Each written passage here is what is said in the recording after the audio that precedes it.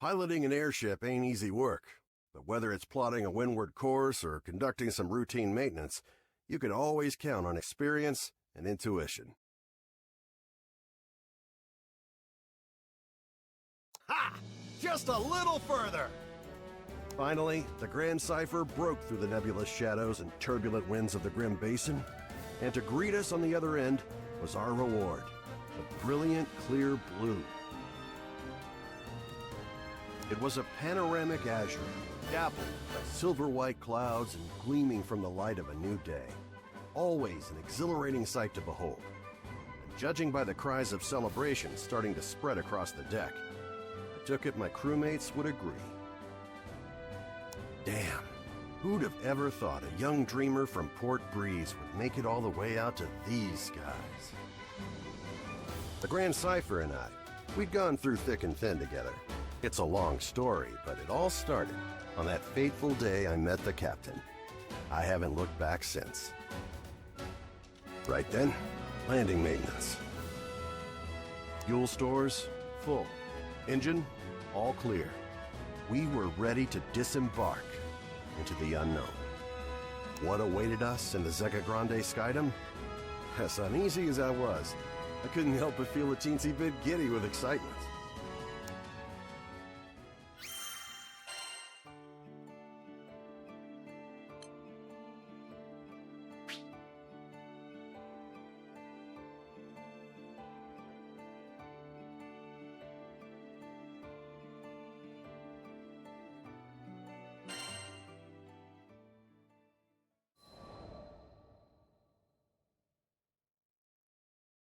Ah, the Grand Cipher.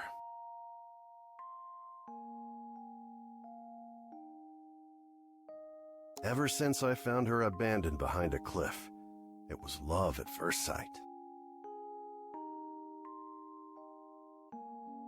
I was just a kid, but I had lofty dreams of repairing that ramshackle airship and taking her to the skies. Back then, I didn't know the difference between a porthole and port side, but I was determined. I dove into books bigger than my head, and I learned basic airship repair, helmsmanship, the whole kit and caboodle. After a ton of elbow grease, the day had come. The Grand Cipher was finally ready for a test flight.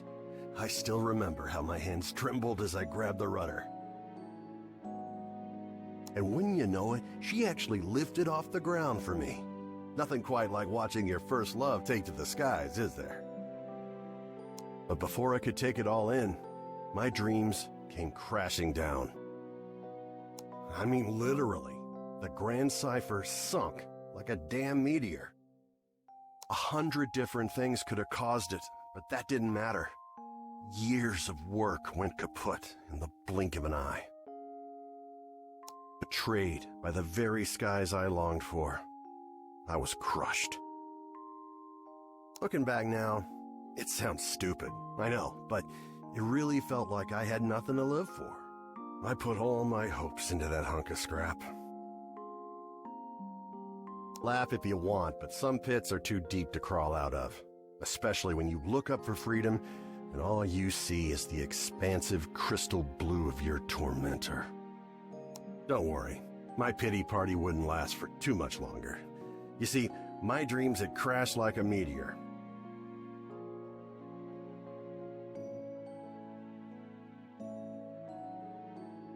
But ironically enough, it was the meteoric rise of the Erste Empire that would bring the captain into my life.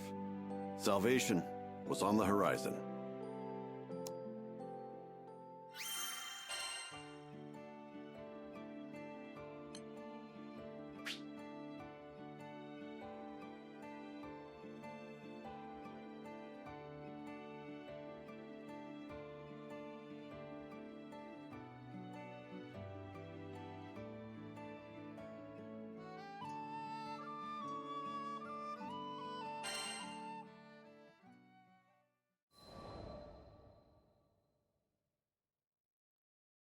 Just as I'd given up on flying, the Erste Empire had arrived in Port Breeze, and they were hell-bent on exploiting our local protector, the primal beast of wind, Tiamat.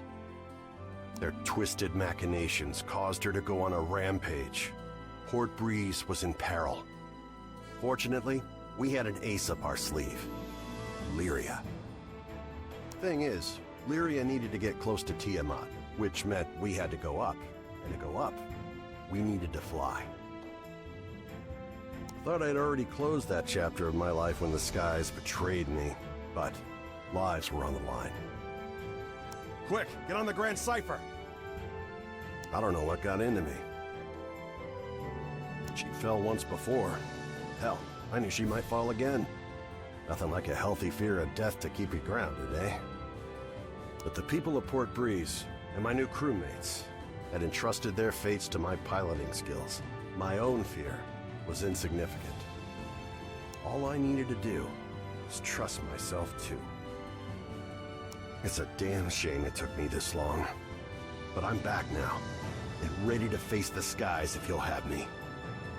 As the Grand Cipher's engine purred to life, I knew I would no longer be encumbered by fear. I gripped the mast with pride as I set our course directly above to the rampaging Tiamat. Lyria quelled the primal beast, and catastrophe had been averted. Not to mention, I could finally dream again. Ever since that day, I've been the helmsman for the Grand Cipher and its crew. It's been one hell of a ride. I've since formed a pact with good old Tiamat and made amends with the shipwright primal who built the Grand Cipher, Noah. So, Zega Grande Skydom might be uncharted territory, but my role remains the same. See our crew arrive safely, no matter the destination. And that includes Estalucia. Some folks might call reaching the end of the skies an impossible dream, but I ain't too worried. With the Grand Cipher as our wings, anything's possible.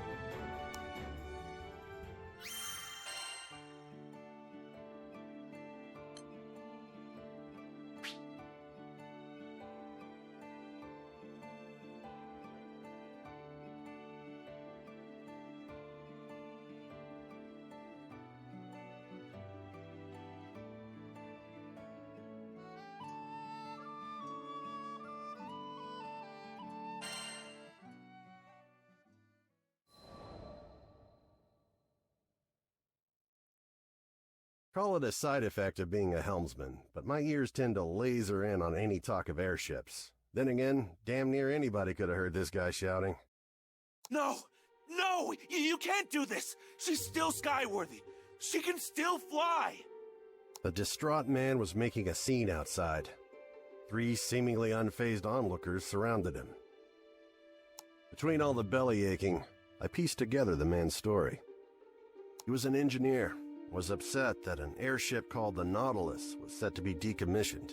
His 3 friends, meanwhile, were telling him to see reason that an old ship like that would be more useful as scrap. Reminded me of the Port Breeze days, back when my own dreams seemed like unscalable walls. The 3 onlookers were a young helmsman, a young mechanic, and an older merchant. They presented a unified front against the engineer, countering each of his arguments threefold whenever he opened his mouth to protest. As much as I wanted to help the guy, the trio were speaking the truth. Repairing the damn thing would cost buckets of rupees, and you can't fix an airship on gumption alone. Trust me, I've tried. Them's the breaks, kid. I turned to leave. None of my business, right? But dumb old me, I had to pause as my ears caught what he said next. We made a pact, didn't we? Don't you remember? The Nautilus. You promised that we would take her to the skies. He could barely hold it together. You could hear it in his voice, the desperation as he clung to a quickly fading dream. It was a feeling all too familiar to me.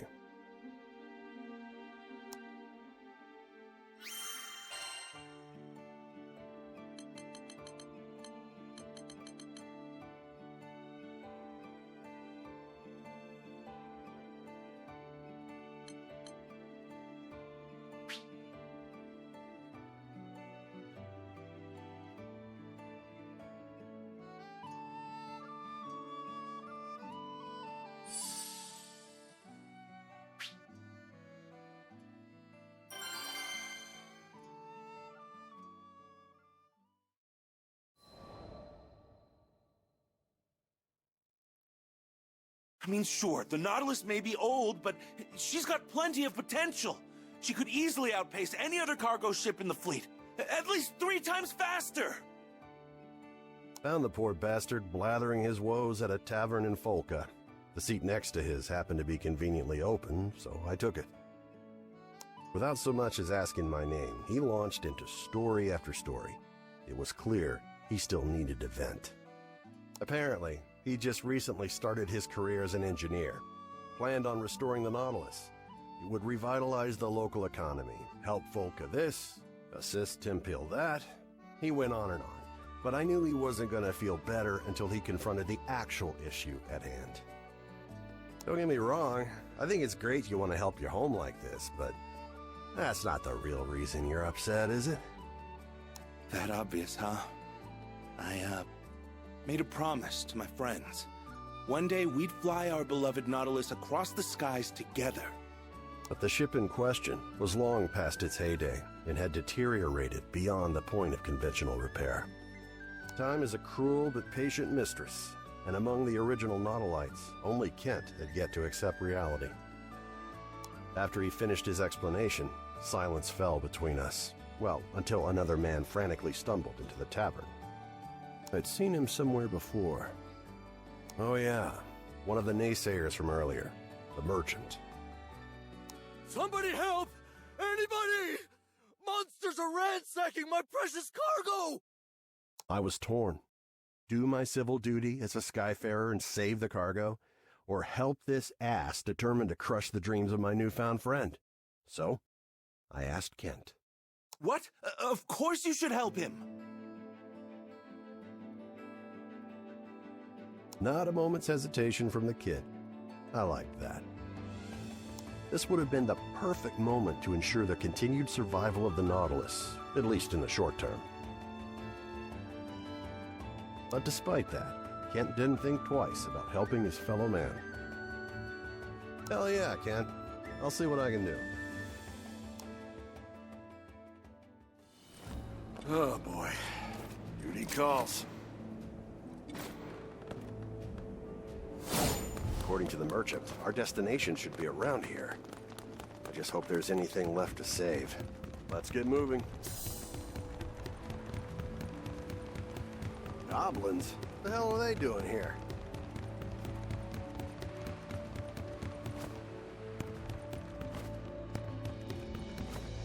Between the eyes! Don't say we didn't warn you. That all? Not bad, if I say so myself. Now then, where were we?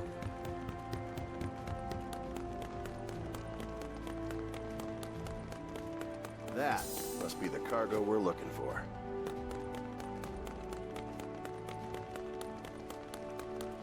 Cargo's safe and sound. Maybe. Looks like it's been rummaged through. Watch out, Rackham! We've got goblins and wyverns on our trail! It'll take more than that to dupe us.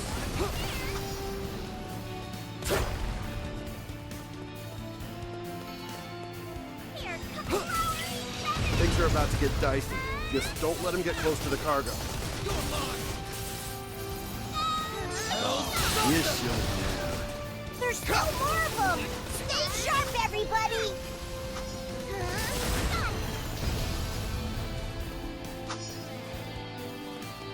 Don't let up! It's over! Come on! Bring it!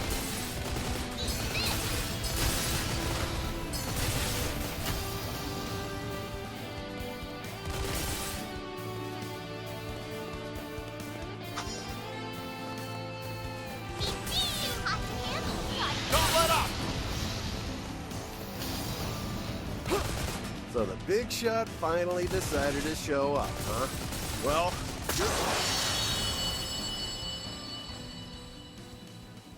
you monsters screwed up big time today, because you chose to mess with the best crew to ever cross these skies. Ha! No need to thank me.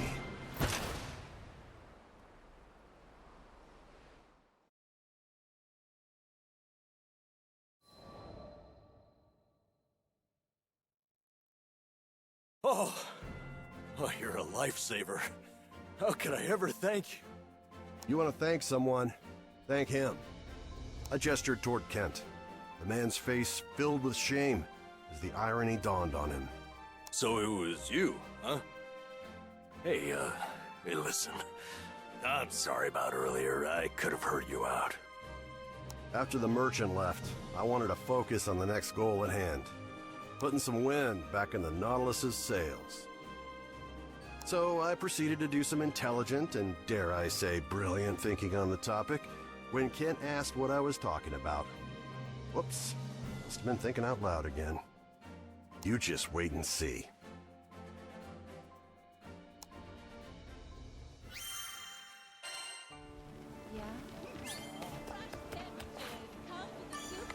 Hello there.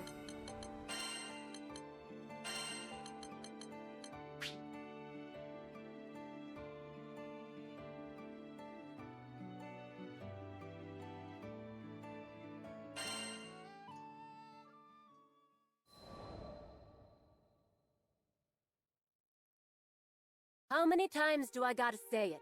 Getting parts to fix the Nautilus out here in the boonies is next to impossible. I've never been good with women. My words never come out quite the way I mean for them to. I thought maybe Miss Mechanic would be on board, but... I probably shouldn't be doing this behind Kent's back anyway. I'm telling you, I've tried everything. Sure, I'd love to see her fly again, but it's time to... get real. Right? Hey, come on. That was against the rules. How was I supposed to keep a stern attitude against that blubbering mess? When I finally got a word in edgewise, I let her know I already had the parts she needed. Picked 'em up here and there, across Fanta Grande and Nala Grande. Here, this what you need? I'll cut you a deal. Wait, how?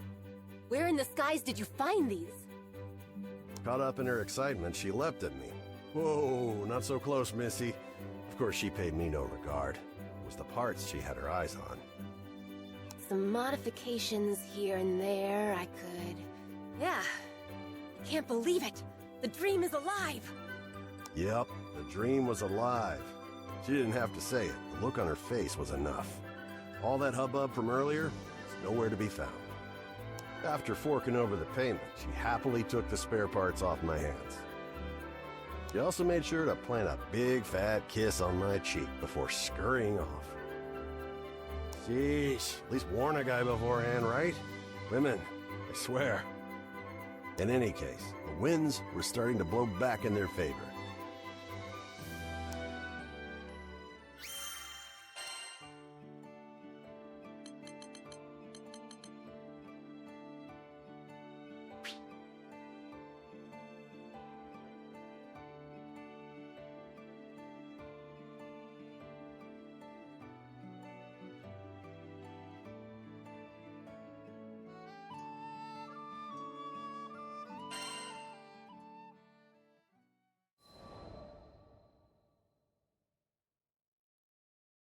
Rackham, there you are. I've got huge news. Listen to this. It was clear from Kent's smile that the repairs on the Nautilus were going smoothly, thanks to a mechanic friend of his. Well, ain't that something? I'd be lying if I said I wasn't impressed. Those parts weren't the easiest to work with. Not bad, Miss Mechanic. Rackham, sir? My friend told me she got the parts from a traveling skyfarer. A 3-day-old scruff and a little swagger to him. You wouldn't know anything about that, would you? Huh. Well, I keep my scruff in an elegant chin strap. Thank you very much. Not sure I sounded very convincing, trying to play off his answer, but I'm a helmsman, not an actor. Ha! But just another performance or two, and the Nautilus would be skybound once more.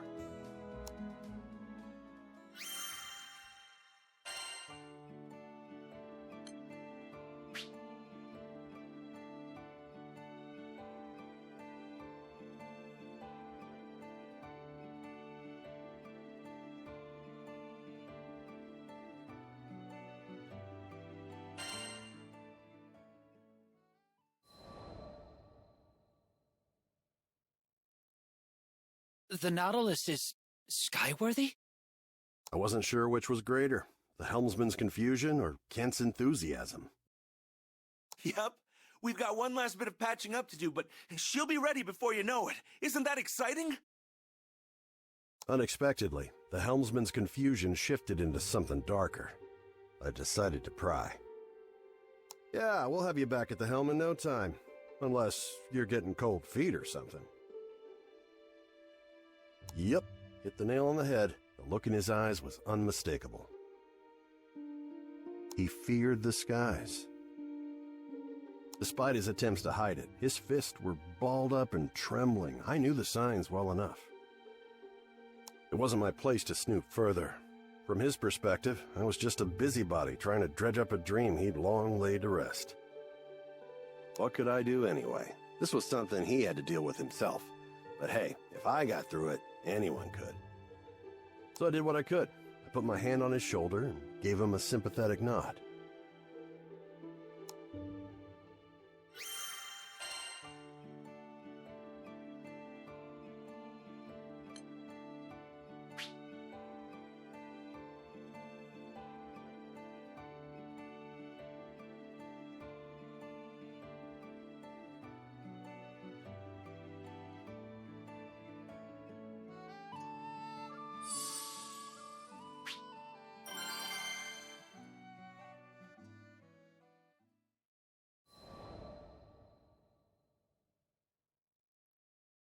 I'm sorry, I don't think I can do this.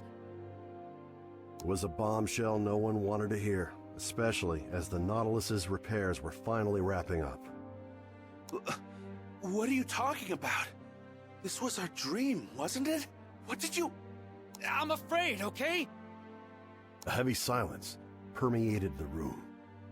It was uncanny how much of my former self I saw in him. Actually, uncanny's not the word.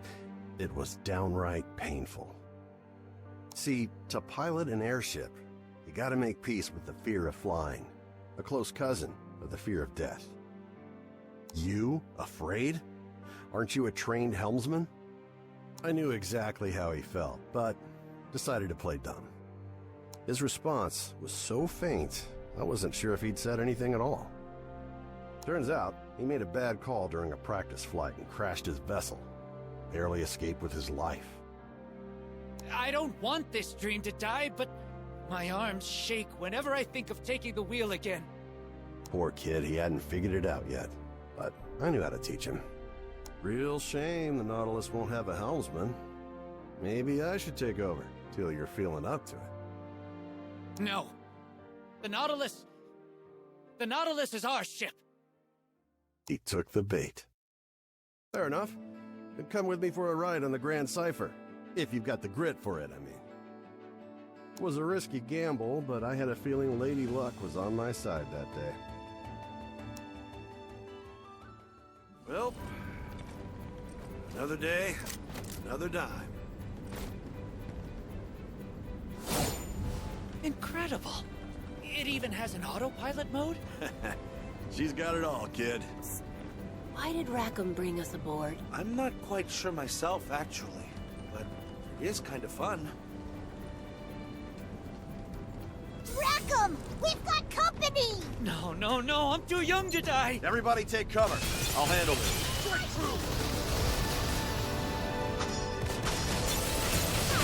Oh, yeah! There's more of them! Just stay calm. I won't let you get in harm's way. I promise.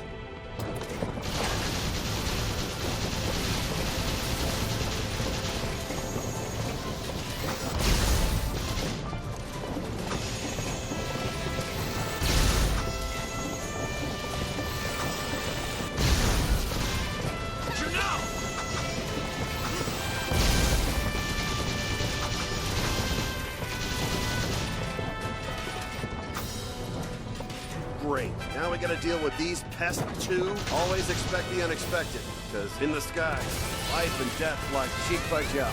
Expect the unexpected. Go time!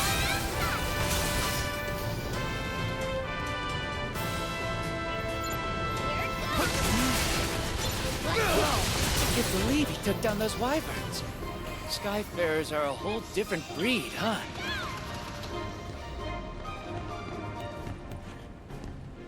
Stay sharp! We've got more wyverns coming our way! So the first horde was just recon, huh? Bring it! They'll go down all the same. I think I'm starting to get it, Rackam. Why it is that you fight. I mean, if you want to take to the skies, you gotta be ready for the storms, right? Yeah. When you truly believe in a dream, the risk of danger is a small price to pay.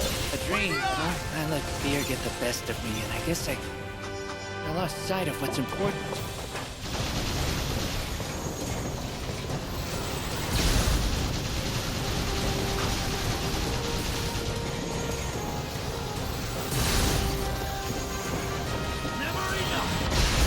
Nice boost.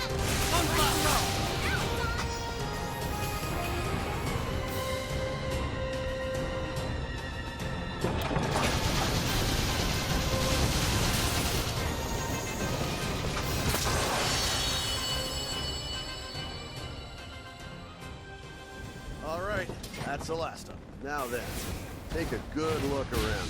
Tell me that ain't a sky worth putting your life on the line for. Yeah. It's really something, huh? I never knew it could be this beautiful. Ha! One for the books.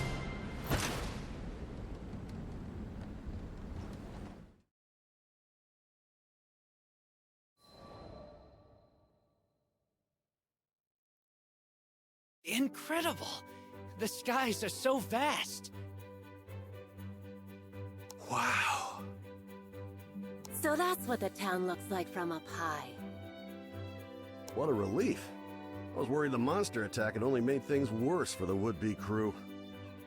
But the gamble paid off. The helmsman's eyes lit up with newfound determination. The Nautilus will fly, and you can bet I'll be at the helm. The skies have a way of making us understand. I'm just glad this kid decided to listen.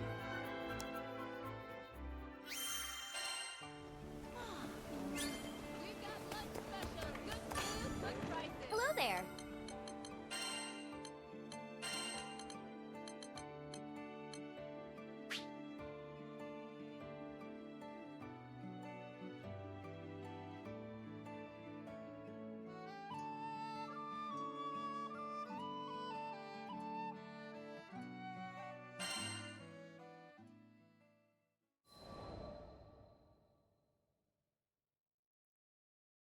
Clear blue skies, gentle breeze. It was perfect conditions for the Nautilus's maiden voyage. As the helmsman gripped the wheel, I knew he was no longer shackled by fear. Kent, the mechanic, the merchant, even Lyria, Vern, and some of our other crewmates. Actually, damn near the whole town showed up to witness the rebirth of an old friend. As the propellers began to churn, a metallic sputter sounded from somewhere below deck. It was a symphony of gears I'd heard time and time again. That mechanic, she'd done it. After a brief checkup, they started the countdown. Tension was palpable. Come on, Nautilus. All eyes were on the airship. No one dared to breathe. A wind whipped up around the Nautilus, and there it was. Liftoff. And once again, she sailed into those skies so blue.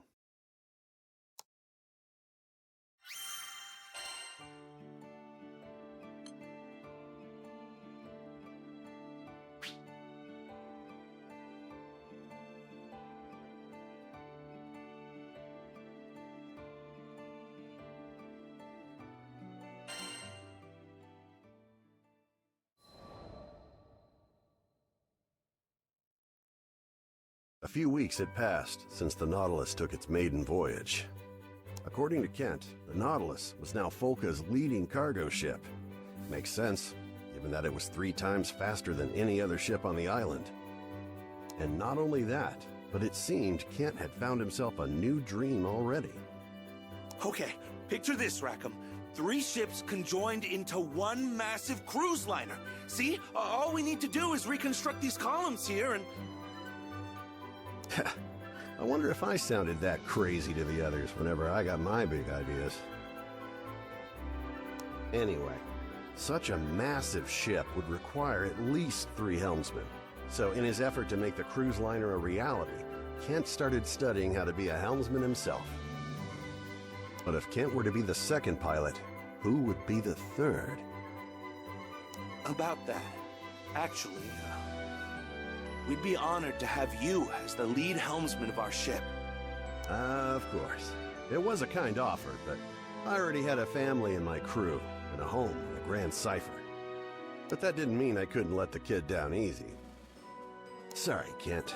This Skyfarer's not old enough to set anchor just yet. Until that day comes, you can find me wherever the wind blows.